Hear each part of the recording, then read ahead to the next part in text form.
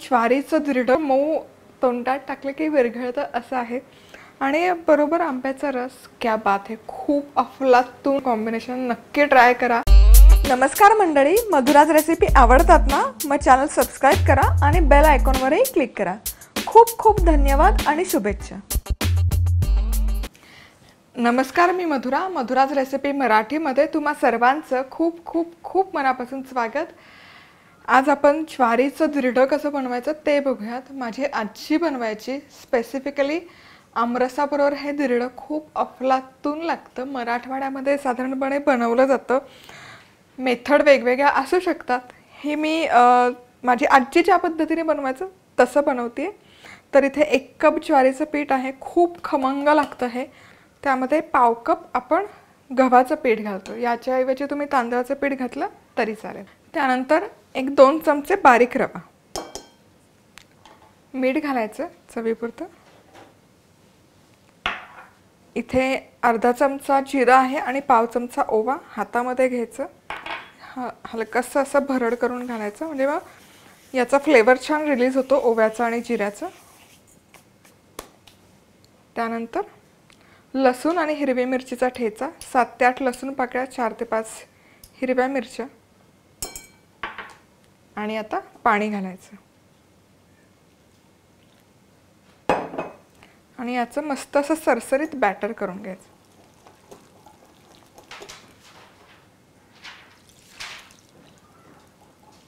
मस्तपैकी असं सरसरीत पीठ करून घ्यायचं. साधारण 1 4 कप पाणी लागतं. तर यामध्ये खूप सारी बारीक चिरलेली कोथिंबीर घालूया. मस्त. आणि आता धिरडी बनवायला सुरुवात करूयात. मधुराज रेसिपी मसाले कॉन्टेस्टमध्ये भाग घेण्यासाठी अमेझॉनवरून मसाले ऑर्डर करा. मसाले कसे ऑर्डर करायचे आणि कुठून ऑर्डर करायच्या दोन्हीही लिंक खाली डिस्क्रिप्शन बॉक्समध्ये आहेत. मसाले ऑर्डर केल्यावर ऑर्डर नंबर कमेंटमध्ये कळवा किंवा मग madhurajrecipe@gmail.com वर पाठवा. 3 लकी विनर्स निवडण्यात येतील आणि त्यांना मधुराज रेसिपीचं पुस्तक, एक सिक्रेट भेटवस्तू आणि सिक्रेट मसाला पाठवण्यात येईल. चला तर मग धिरडी बनवण्यासाठी इथे मी तवा गरम करून घेतला आहे मीडियम हीटवर. तर आता थोडंसं तेल ब्रश करून घ्यायचं आणि जसं आपण घावणं बनवतो तव्याच्या बाजूने बॅटर टाकायला सुरुवात करायची. एकदा हे पीठ छान असं ढवळून घ्यायचं आणि कायम तव्याच्या साईडने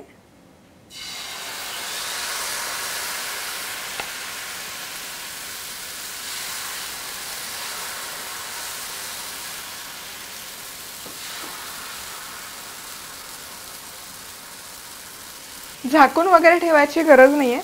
हे असंच आपल्याला शिजवून घ्यायचं. तेल थोडंसं साईडने सोडू शकतो. 2 ते 3 मिनिट शिजवून घेऊयात आणि मग पलटी करायचं.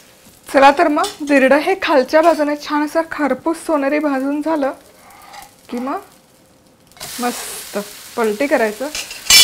खूप सुरेख रंग आला आहे आणि याचा स्वाद किंवा याचा सुगंध इतका सुंदर येतोय. दुसऱ्या साईडने हे व्यवस्थित 2 ते 3 मिनिट भाजून घ्यायचं. आता हे ज्वारीचं पीठ शिळं असेल, खूप दिवस ठेवलेलं असेल तर धिरडं टाकताना त्याला भेगा पडू शकतात. तसं होत असेल तर झाकण ठेवून ते शिजवून द्यायचं, म्हणजे मग त्याला वरून भेगा नाही पडणार. पण शक्यतो ताजं ज्वारीचं पीठ असेल तर तो प्रॉब्लेम येत नाही. तर इथे दुसऱ्या बाजूनेही मस्त असं खरपूस भाजून घेतलेलं आहे. क्या बात आहे. मी आता सर्व करण्यासाठी तयार. आणि आता याच पद्धतीने सगळी धिरडी बनवायची. थोडंसं तेल ब्रश करायचं, पीठ पुन्हा एकदा ढवळून घ्यायचं आणि तव्याच्या बाजूने सोडायला सुरुवात करायची.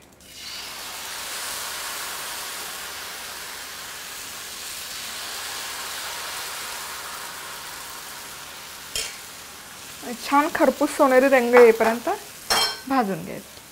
चला तर मग हे व्यवस्थित भाजून झालं की अर्थातच पलटी करायचं. आहा मस्त. आणि दुसऱ्या बाजूने पण छान असं भाजून घ्यायचं. रंग खूप सुरेख येतो या धिरड्याला. आहा. दुसऱ्या बाजूनेही व्यवस्थित असं भाजून झालं की मस्त. भारी दिसतंय. आता हे फोल्ड करायचं अर्थातच आणि सर्व कर. चला तर मग इथे दिरड बनवून तयार आहे आणि खूप सुंदर दिसतंय. रंग खूप छान आला, त्याचबरोबर मस्त टेक्स्चरही आलंय. छान असं क्रिस्प आहे, पण त्याचबरोबर मऊ, तोंडात टाकलं की विरघळतं असं आहे. आणि बरोबर आंब्याचा रस, क्या बात आहे. खूप अफलातून लागतं हे कॉम्बिनेशन. नक्की ट्राय करा. रेसिपी आवडली तर लिंक कॉपी करून मित्रमैत्रिणींबरोबर शेअर करू शकता. त्याचबरोबर अजून सबस्क्राईब केलं नसेल तर जरूर सबस्क्राईब करा. तर आज वेळात वेळ काढून तुम्ही ही रेसिपी पाहिल्याबद्दल तुम्हा सर्वांचे खूप खूप खूप मनापासून धन्यवाद. पुन्हा भेटूयात अशाच एका रेसिपीवर. तोपर्यंत मस्त राहा, खुश राहा, आनंदी राहा आणि सगळ्यात महत्त्वाचं खात राहा.